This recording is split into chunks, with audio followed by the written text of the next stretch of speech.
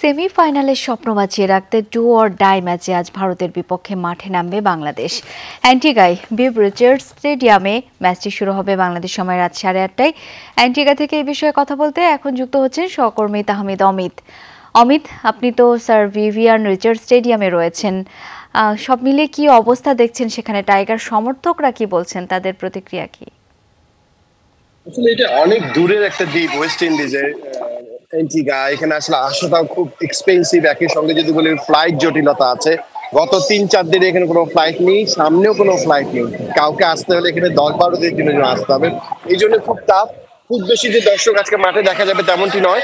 তবে তারপরও ভারতীয় দর্শক এসছেন, বাংলাদেশে অনেক দর্শককে দেখা যাচ্ছে, তারা কথাও বলেছেন, তারা খুব আত্মবিশ্বাসী আজকে বাংলাদেশ জিতবে এবং সেই সঙ্গে তারা জিতে চান যে ম্যাচের রেজাল্ট থেকে গুরুত্বপূর্ণ, বাংলাদেশ যেন চোখে চোখ রেখে লড়াইটা করতে পারে, মাঠে যেন উপভোগ্য একটা ম্যাচ হয় সেটা তারা চান।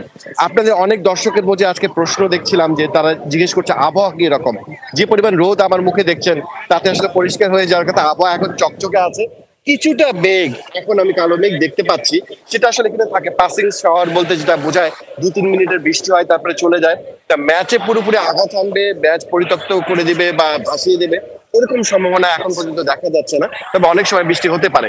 এবং বাংলাদেশি ক্রিকেটারদেরকে আমরা দেখছিলাম মাঠে এসে সবাই খুব আত্মবিশ্বাসী, যখন রান আপ নিচ্ছিলেন তারা প্রিপারেশন করছিলেন সব মিলে। তারপর আসলে ভারতের বিপক্ষে ম্যাচ মানে বাংলাদেশে কিন্তু অন্য ধরনের একটা শক্তি কাজ করে। বেটার ক্রিকেটটা বাংলাদেশ খেলতে চায়। দেখা যাক শেষ পর্যন্ত নিজেদের শতভাগ উজাড় করে দিতে পারেন কিনা। আর চোখ তো থাকবে এই টপ অর্ডারের দিকে। শান্ত লিটনরা যদি রান করেন নিশ্চয়ই বাংলাদেশ জিতেই ফিরবে আজকে। নিশ্চয়ই। অমিত, অনেক ধন্যবাদ আপনাকে।